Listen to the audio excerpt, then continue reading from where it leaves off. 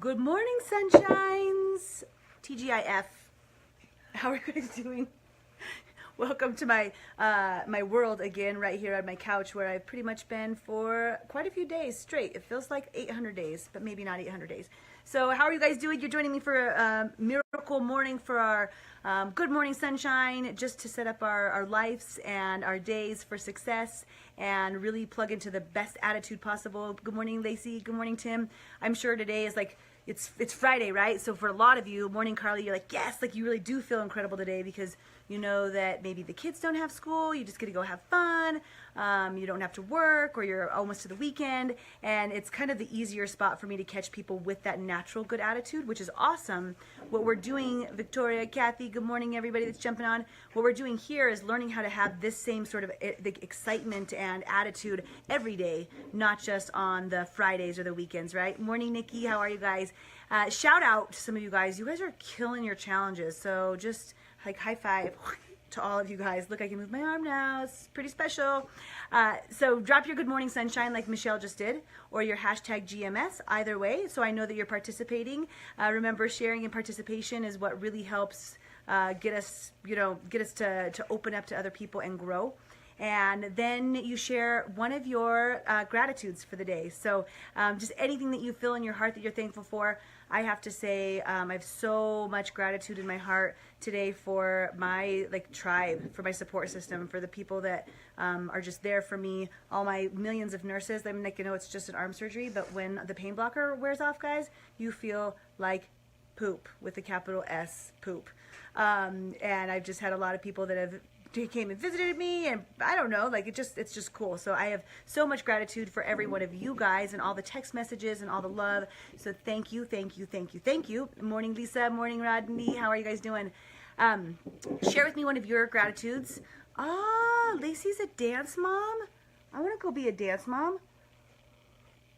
I want to watch kids dance. Morning, Mary. How are you? Good morning, sunshine. So share with me one of your gratitudes. When we work through our savers each week, remember that we put a standard on that now. Silence is for Mondays, affirmations Tuesdays, visualization Wednesday, exercises Thursday. Today is reading. So it's just reminding you that this is a part of us actively learning and growing, is pursuing some different knowledge from other experiences people have. And not to say that their experience is perfect or right, you guys, but it just expands your mind to allow you to think about things a little bit differently. It's not like you have to read a book and be like, yep, said that I'm going to do my life just like that.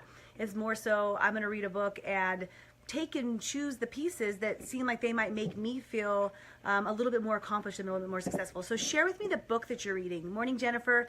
And that's a great way for us to just distribute our different ideas, and maybe one of your takeaways, what you're, grateful for movement. I love it.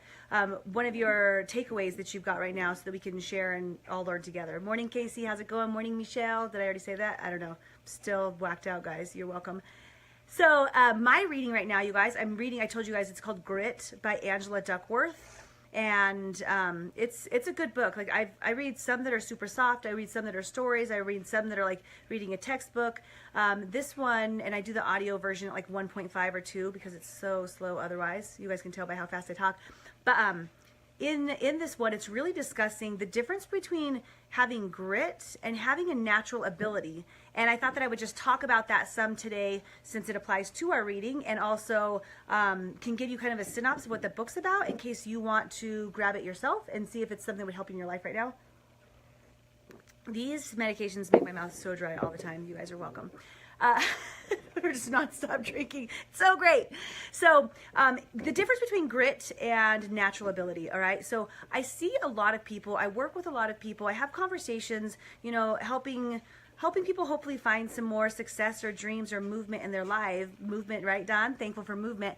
And a lot of times what I see happen is there's this, I don't want this to sound bad, but like an attitude or a chip, well, that's great for them, but that's never going to happen for me. And think about somewhere in your life where you've thought about this, and it could be anything. Like, that's great for them in their happy hold hands relationship all the time. That's never going to happen for me. Or that's great for them that they were able to move up the food chain at their office and now they're the VP of something, but that's never going to work for me.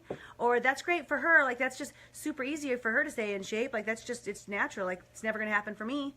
right? And you could probably pick any area in your life where, morning Jen, when are you coming to visit me? Isn't that soon? I was thinking about you yesterday. So what piece of your life are you comparing to other people and making the decision that that's not for you, it's for them, right? And that comes down to a lot of us, when we watch somebody else succeed, when we watch somebody else lose the 50 pounds, when we watch somebody else move up the chain at work, when we watch somebody else launch a company that's successful, so often, when we watch an athlete, a professional athlete, right? So often we see the end game. We see the success. We see the ta-da, them on the podium with the Olympic medal around their neck or whatever that is. And what we don't see is the grit that went into it. So the book that I'm reading is Grit, right? Is the work ethic and the hours and hours and hours of practice that it took them to get to whatever that point is in their life, losing the 50 pounds, getting the new job, winning the Olympics, whatever it is, right? There's all this work that goes behind it. And I think a lot of us want to justify why we're not doing it by putting others down a little bit, or just saying, well, that's great for you, but you have natural ability, right? You've just got it. So it's never going to happen for me because of that. And then when we do that, we excuse ourselves for our lack of greatness, and we decide, no problem, because I don't have what he has or she has, so I can't lose the 50 pounds because I actually just love food, like I was talking about yesterday, right? And it stagnates us. When we're trying to find our passion, when we're trying to figure out what we want to go after, all of a sudden we're like, I can't go after that because he, she, or them, they're so much better than me in this arena. Why even bother? You guys, you kind of following that? Like, do you have any place in your life where you feel like this happens, where you're comparing yourself and you're like, it's just not naturally mine? So in Grit, when they talk about the difference between hard work, so grit is just like this intense, and I could talk about this quite a few days because there's so many lessons in it, but this intense like motivation to work hard despite how hard the work is. Right? It's seeing the other side of the river, of the pond, of wherever you're going, of the surgery, like whatever it is. It's seeing the other side, but in it, when you're in it, like we talked about yesterday, no pain, no gain, that's where the grit's at, right? And they talk about grit and flow, which is really cool too, because they're both work, but it's a different level. So they're doing all these studies in the book looking at different, like let's just say like a musician, and what the difference between a musician is that has grit versus not grit, and what that even means. And it's the grueling numbers of practice, like the hours and hours and hours that they're practicing their craft, whatever their craft is, and that's where the grit plays in. So what people see instead is they look over and they're like, well, she's always been so good. She's got the right finger structure. She's got whatever, like we're playing the piano. I don't know. You make these excuses of why they're so great and why you can't be great. So then you don't even try. You don't even like give it a shot. And that means you go out, like we've been talking about for the past 4 days, you pick your passion, you find your passion. Morning, Natalie, how are you? And then once you find your passion, you give up on it 2 days later because you're not as good as the neighbors, the Joneses or whatever, right? You give up on yourself because you don't think you have the natural ability that they do. But here's the deal. Most people don't have the natural ability and the grit. Like that's not really the way, I mean, every once in a while, like that is the magic combination. She had these like different math equations that really made a lot of sense to me in there. But then maybe that's your Olympic athlete, like you're just a very like special like top percent of something. But most people have grit more so than the natural ability. Does that make sense? It's not like we wake up with a knack for learning a language every year, or we wake up and just, the prospect of climbing Mount Everest is simple for us. That's not the way it works. We have to actually have the grit to work through it.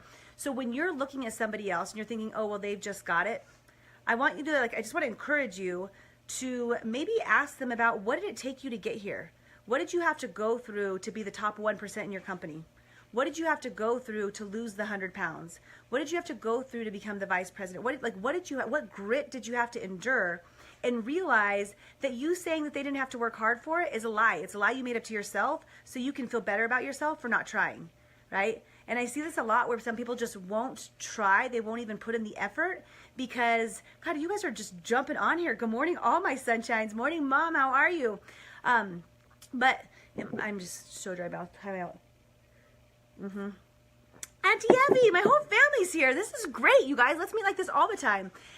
So taking that excuse away where you're allowing for yourself not to be your best version of yourself because you're scared you can't compete with others is a challenge. It's not like that's going to happen overnight for you, but if you start thinking about situations, pick one area in your life where you're thinking, well, they're just better at it than me naturally, and rearrange your mind to think about how much work they put in, and then imagining yourself putting in the same amount of grit. If you want to be as good as them, you have to have the same amount of grit. A perfect example for me is I look back at my gymnastics career, right? So I started when I was itty bitty, and I started at a rec center, which that's kind of like the like entry level gymnastics, until they couldn't coach me and a couple girls because we had gotten better, so we needed to go to a club gym. And even when I was over there, you guys, at the club gym, I never was a natural at gymnastics, like not at all. Like I wouldn't be like, oh yeah, I just really got that athletic capability. That's not me. You could ask my coaches, that's not me.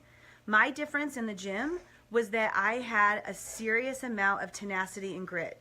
It didn't matter how bad my body hurt. It didn't matter. Like I wouldn't let myself get a mental block in terms of being scared or fearful of something. I just had the desire so deep that it didn't matter. I didn't have the natural ability.